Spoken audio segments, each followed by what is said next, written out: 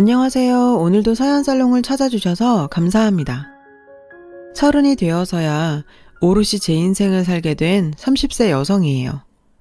인도 속담에 잘못한 기차가 목적지에 데려다준다는 말이 있대요. 전 인도에는 가본 적도 없는 사람이지만 그 속담만큼은 믿어보고 싶어요. 제 인생과 너무 닮은 얘기라서요. 사람이 세상에 태어났다는 건 부모가 있었다는 증거겠죠? 근데 저에겐 부모가 없어요. 저를 키우기 힘들어 버렸는지 아니면 실수로 절 잃어버렸는지, 그것도 아니라면 사고로 저만 남겨둔 채 세상을 떠나셨는지, 그 이유는 알 수 없지만요. 제가 춘천에 있는 땡땡 보육원에 오게 된 건 88 올림픽이 한창이던 9월 27일이었대요. 보육원 원장님과 선생님들이 모여서 유도 경기를 보는 중이었죠. 그때 대문 밖에서 아이 울음소리가 들렸고 원장님과 선생님들은 밖으로 달려 나왔대요. 문 앞에는 포대기에 둘둘 말린 갓난아기가 있었죠. 바로 저요. 이름도 나이도 태어난 날짜도 그 어느 것도 남겨져 있지 않았대요. 하는 수 없이 원장님께선 제가 보육원에 들어온 그날을 제 생일로 만들어주셨죠. 그렇게 제 생일은 1998년 9월 27일이 됐어요. 그날 이후 전 쭉 그곳에서 자랐어요. 몇 번 입양을 갈 뻔도 했지만 이상하게 일이 잘 안 풀려서 매번 입양은 불발이 되고 말았죠. 결국 전 땡땡 보육원의 터줏대감이 되었어요. 정부 치고 살면 다 고향이라고들 하지만 그건 시설에서 살아보지 않았을 때 얘기죠. 모든 시설 관계자들이 그러는 건 아니겠지만 제가 자란 보육원의 원장님과 선생님들은 그리 좋은 분들만은 아니었어요. 적당한 거리를 두고 법의 테두리만 넘지 않는 선에서 우릴 보살펴 주셨거든요. 그래도 이런 공간에서라도 살 수 있는 게 얼마나 다행이었는지 몰라요. 적어도 굶지 않고 학교는 다닐 수 있었으니까요. 비록 사교육을 받을 수 없는 보육원에서 자랐지만 저는 공부를 꽤 잘했어요. 고등학교 때까지 전교 10등 안에 들었죠. 하지만 대학은 꿈도 꿀 수 없었어요. 저 같은 아이에게 대학은 사치니까요. 제 또래 아이들이 연애나 대입 등의 문제를 걱정할 때 저는 보육원을 나가게 되면 당장 어디서 살아야 하나 생계를 걱정해야 했으니까요. 시설에 사는 아이들은 만 18세가 되면 시설을 나가야 했거든요. 저 역시 그랬고요. 당장 살 곳을 찾는 것부터 암담했어요. 퇴소할 때 받을 수 있는 돈은 고작 500만 원 뿐인데 그걸로 집을 구하고 먹고 입고 생활비까지 다 충당해야 하거든요. 500만 원이 크다면 큰 돈이지만 한 사람이 사회로 나가기 위해 필요한 준비 자금으론 턱없이 부족한 돈이기도 했어요. 그래서 퇴소를 하기 전에 살 집과 일자리를 먼저 구해놔야 하죠. 시설에 사는 아이들은 만 18세가 다가오면 모두 이런 현실적인 문제에 직면하게 돼요. 그리고 그건 저에게 해당되는 일이었고요. 어김없이 저에게도 퇴소 날짜는 다가왔어요. 한 달 뒤면 19년간 살아온 시설을 나가야 했죠. 그 무렵부터 전 매일 밤 악몽에 시달렸어요.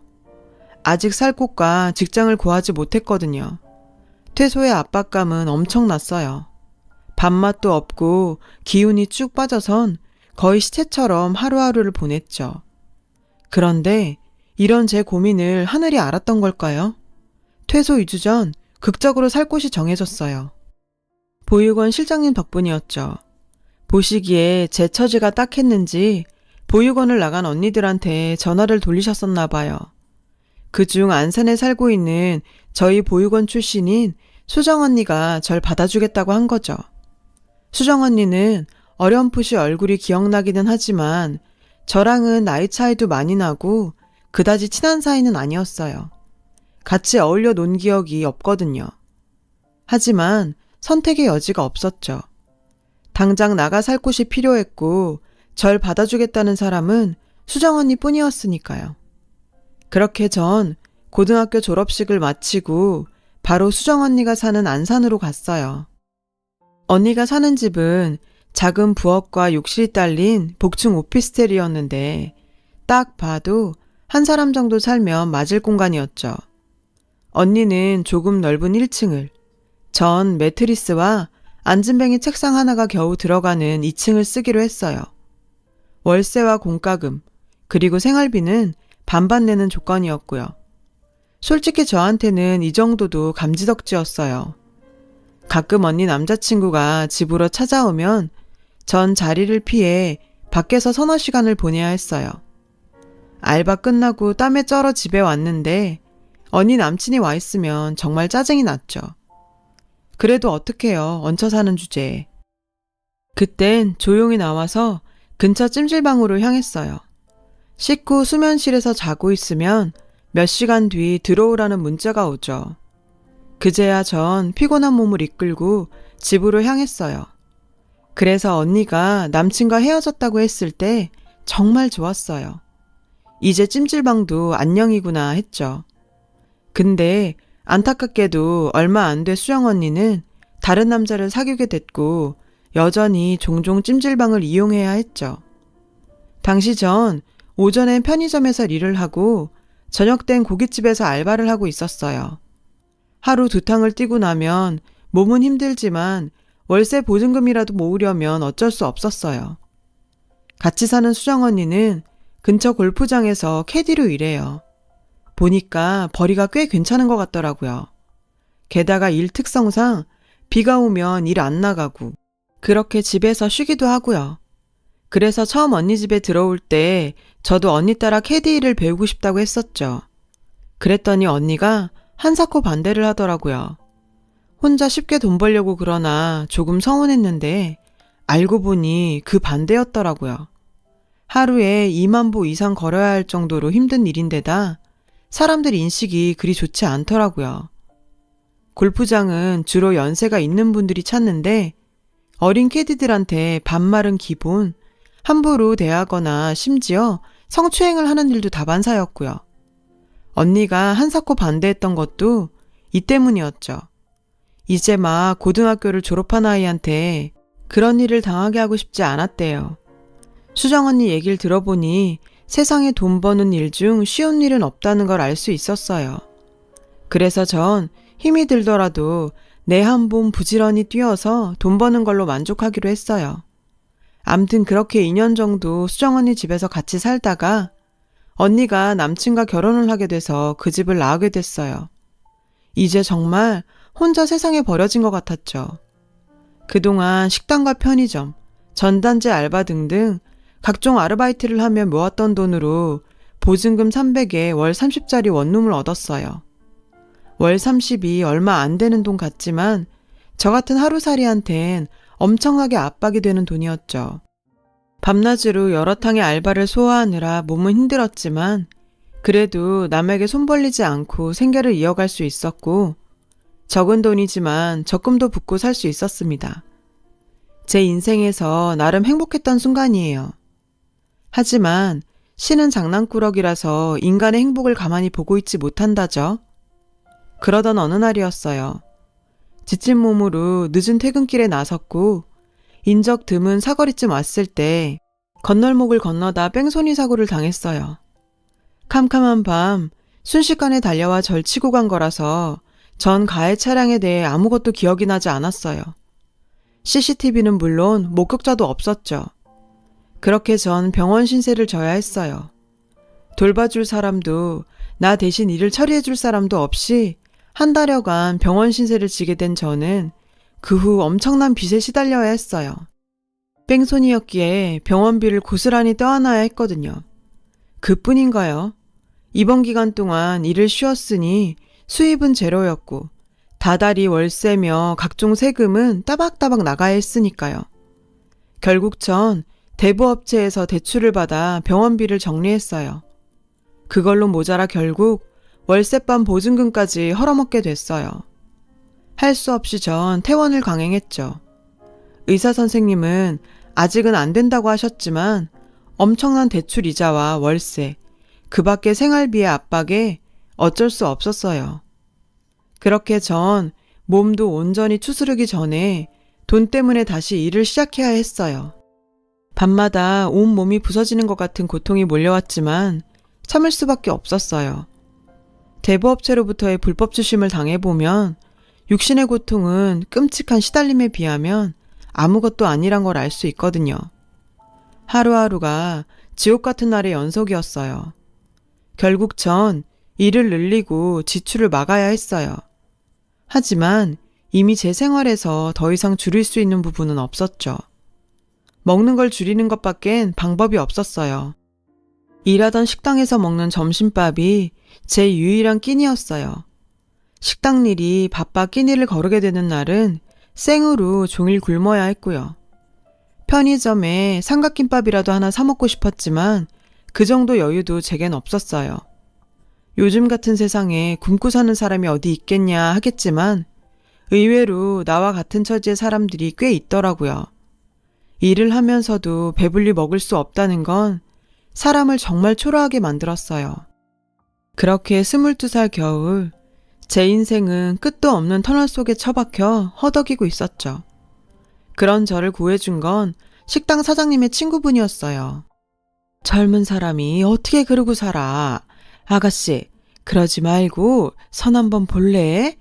남자가 학벌도 좋고 인물도 좋아. 이름만 대면 알만한 대기업 출신이고 게다가 돈이 엄청 많다니까. 결혼만 하면 아가씨는 평생 돈 걱정 안 하고 살게 될 거야. 솔직히 솔깃했지만 한편으론 의심이 가기도 했어요. 그렇게 좋은 조건의 남자가 왜 나 같은 여자를? 하지만 내 처지를 생각하면 그런 의심 따위는 문제가 아니었죠. 그래서 정말 제 빚도 다 갚아주시는 거죠? 그렇다니까.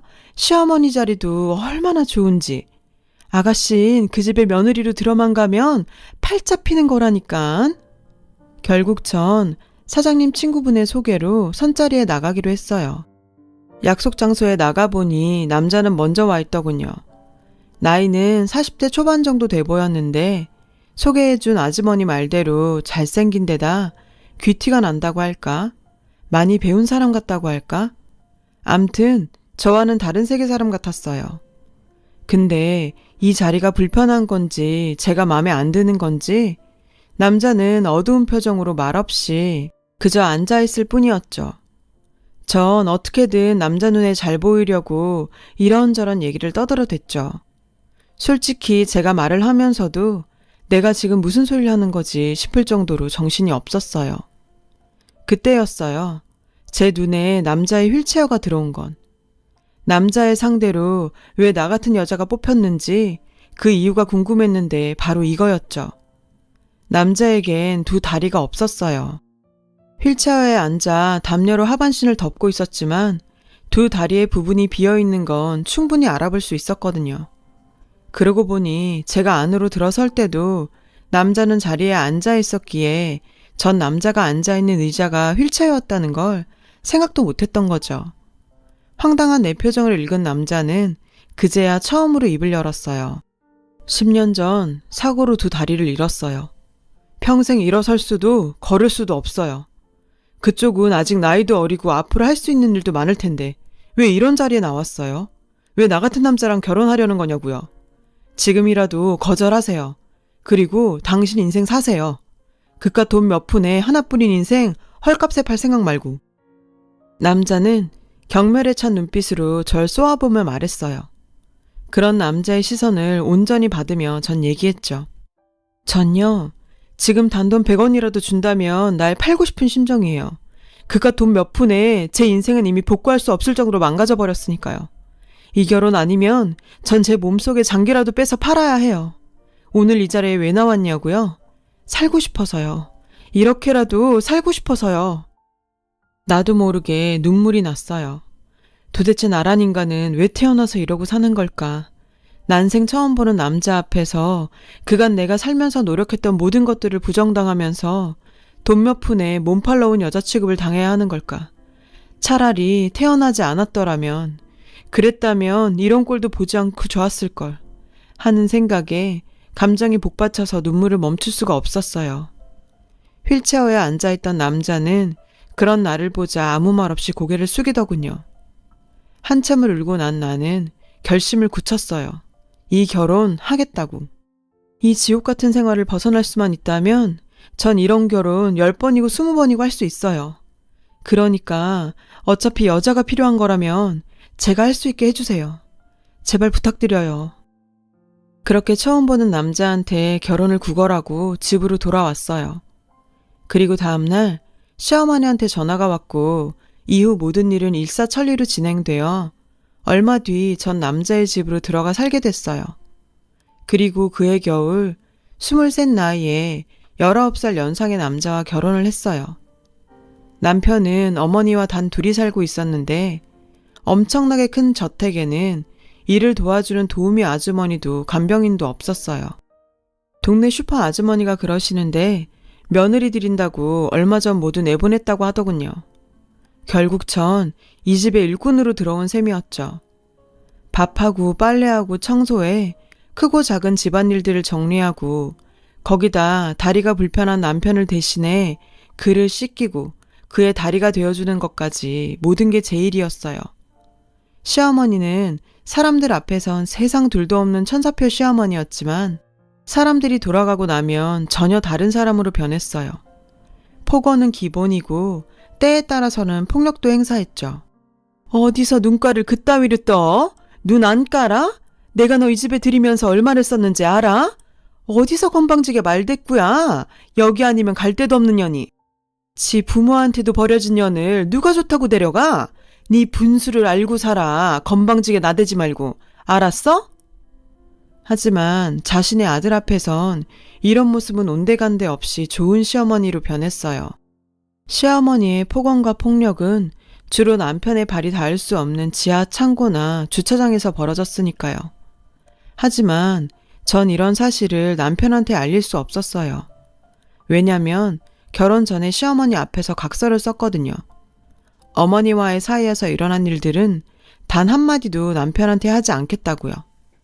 약속을 어겼다가는 그날로 결혼 전에 받은 돈의 3배를 물어내고 집을 떠나기로요.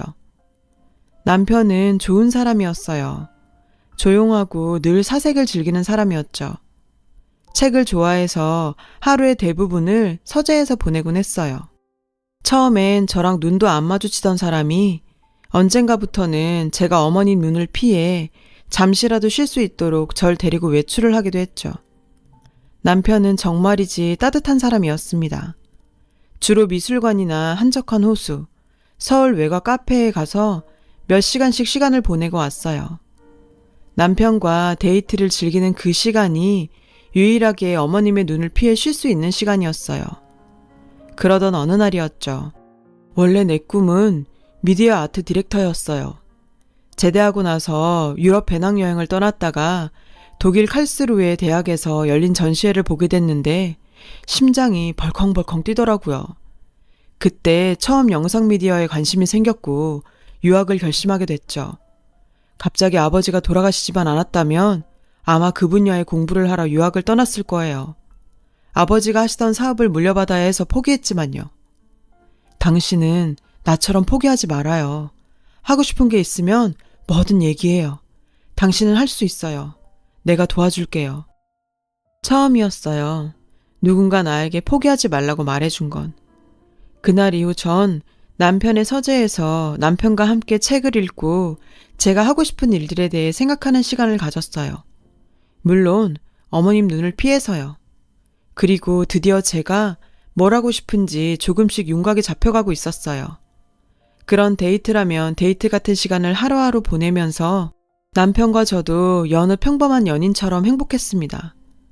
남편의 웃는 모습도 늘어가고 있었죠. 저는 그 웃는 모습이 정말 좋았어요. 어느 날 남편이 좋아하는 우렁 된장찌개를 끓이려고 마트에 들러 장을 보고 돌아왔는데 집 앞에 경찰차와 응급차가 와 있더라고요. 어머님, 무슨 일이에요? 전 현관 앞에 하얗게 질린 채 서 있는 어머님을 보고 물었죠. 어머님은 절 보자 눈물만 뚝뚝 흘리시더라고요. 잠시 뒤 하얀 천에 덮인 채 집안에서 들것에 실려 나온 건 제 남편이었어요. 집에 강도가 들었고 시어머님은 밖으로 도망을 쳤지만 남편은 강도 손에 죽임을 당한 거였죠. 하늘이 무너지는 것 같았어요. 내 인생의 유일한 내 편이었던 남편이 이렇게 허망하게 세상을 떠나다니 믿을 수 없었습니다. 하지만 저에게 닥친 시련은 이게 끝이 아니었어요. 남편의 장례를 치르자마자 어머님이 절 부르시더군요. 남편도 죽고 없는 집에 네가 있을 필요가 있겠니? 어차피 넌 네 남편 간병인으로 들이는데 네가 할 일은 끝났으니까 그만 나가라. 참, 죽은 남편 유산을 받겠다는 야무진 꿈은 안 꾸는 게 좋아. 니들 혼인신고는 안 돼 있으니까. 알아들었으면 당장 짐 싸서 나가. 어머님, 제발 이러지 마세요. 당장 나가시라면 제가 어디로 가요? 지금까지 그랬던 것처럼 집안일이라도 돕고 살게 해주세요. 네? 전 어머님 바지가랑이를 붙잡고 사정을 했어요. 하지만 어머님은 매정하게 절 뿌리치셨죠. 결국 전 돈 한 푼 없이 집에서 쫓겨났어요. 제 수중에 있는 돈이라고는 그달 생활비에서 쓰고 남은 100만 원 남짓이었죠. 제가 보육원에서 나올 때보다도 적은 돈이었어요. 그렇게 전 짐가방을 들고 다시 찜질방을 전전하게 됐죠. 그리고 한 달 뒤 전 다시 집에 돌아와 있어요. 어떻게 된 거냐고요? 찜질방을 전전하던 어느 날 전화가 한 통 왔어요.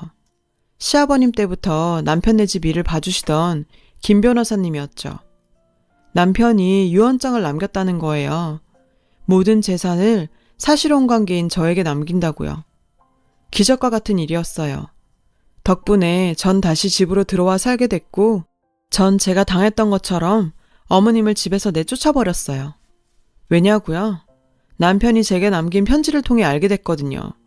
어머님이 남편의 친엄마가 아니란 사실을요. 저 여잔 시아버님의 비서였는데 어머님이 돌아가시자 아버님을 유혹해서 결혼을 했고 그렇게 이 집에 들어온 거였어요. 근데 야속하게도 결혼하고 바로 아버님이 돌아가셨고 이전에 만들어 놓은 유언장엔 어머님 얘기는 없었던 관계로 모든 재산은 유일한 혈육인 아들한테 남긴다는 아버님의 유언대로 남편한테 간 거죠. 어머님과 사이가 안 좋았던 남편은 어머님을 내쫓으려 했지만 그때 교통사고로 하반신을 다치면서 그냥 함께 살게 된 거였고요. 어머님한테는 제 남편이 눈에 가시였어요. 남편만 죽으면 그 재산이 다 자기 거였으니까요. 그래서 길을 쓰고 결혼을 막아왔고 집안 어른들 때문에 그게 쉽지 않자 혈육이 없는 천의 고아인 저를 데려다가 며느리랍시고 아들 병수발에 집안일까지 부리며 살았던 거죠. 솔직히 저 없을 때 집에 강도가 들었다는 것도 의심스럽지만 증거가 없으니 심증만 가질 뿐이죠. 다시 집에 들어가던 날 전 어머님한테 처음으로 제 속에 있는 말을 다 쏟아냈어요. 어머님, 이제 어쩌죠? 이 집에서 나갈 사람은 제가 아니라 어머님이신 것 같은데요. 저랑 남편 혼인신고가 안 돼 있다고 남편 재산이 모두 어머님 찾은 줄 아시는 모양인데 제 남편 그리 허술한 사람 아닌 거 어머님도 아시잖아요. 김 변호사님한테 아직 연락 못 받으신 모양인데 이 집 그리고 남편 명의의 부동산과 주식 그 밖에 은행 잔고는 모두 사실혼 관계인 제 앞으로 남긴다고 유언장을 남겼다지 뭐예요. 근데요. 전 어머님한테 당한 걸 이 정도로 끝내진 못하겠어요. 제 남편이 교통사고를 당한 것도 그렇고 갑자기 강도손에 죽임을 당한 것도 그렇고 너무 의심스럽거든요. 어머님이요. 솔직히 물증은 없어요. 근데 심증은 가요. 전 어머님이 제 남편 죽인 것 같거든요. 그래서요. 이거 한 가지는 약속할게요. 저 죽을 때까지 어머님이 한지 밝혀낼 거예요. 그래서 어머님이 꼭 벌받게 할 거라고요. 그러니까 절대로 죽지 마시고 제가 증거 잡을 때까지 구차하게라도 연명하고 계세요. 아셨어요? 집에서 쫓겨난 어머님은 몇 날 며칠을 찾아와 집 앞에서 행패를 부렸고 전 경찰에 어머님을 신고했어요. 결국 어머님은 접근 금지 명령을 받게 됐죠. 전 아직도 업체를 통해 남편 죽음의 진실을 밝히려고 노력 중이에요. 아직은 뚜렷한 물증이 없지만 언젠가는 밝혀지리라 믿고 있어요. 그리고 대학 진학을 준비하고 있어요. 사회복지과에 들어가서 공부를 해보려고요. 궁극적으론 사회복지사가 되어서 저처럼 어려운 친구들을 돕고 싶거든요. 비록 저는 잘못한 기차를 타고 운 좋게 목적지에 도착했지만 그게 흔한 일은 아니잖아요. 제 인생은 제 잘못도 아닌데 태어날 때부터 잘못된 것처럼 살았어요. 그래서 저와 비슷한 처지의 친구들만큼은 제대로 기차를 타고 목적지에 도착할 수 있도록 돕고 싶어요. 그래서 제 인생의 가장 어두운 시기에 제게 찾아와 제가 제 인생을 찾을 수 있도록 도와준 남편처럼 저도 누군가에게 도움이 되고 싶으니까요. 지금까지 제 사연을 들어주셔서 감사드리고요. 여러분도 꿈 잃지 마시고 오늘도 견디며 꿋꿋이 살자고요. 여러분, 사연 댓글에 응원과 현명한 조언 부탁드려요. 좋아요와 구독은 저에게 큰 힘이 됩니다. 오늘도 좋은 일 가득하세요.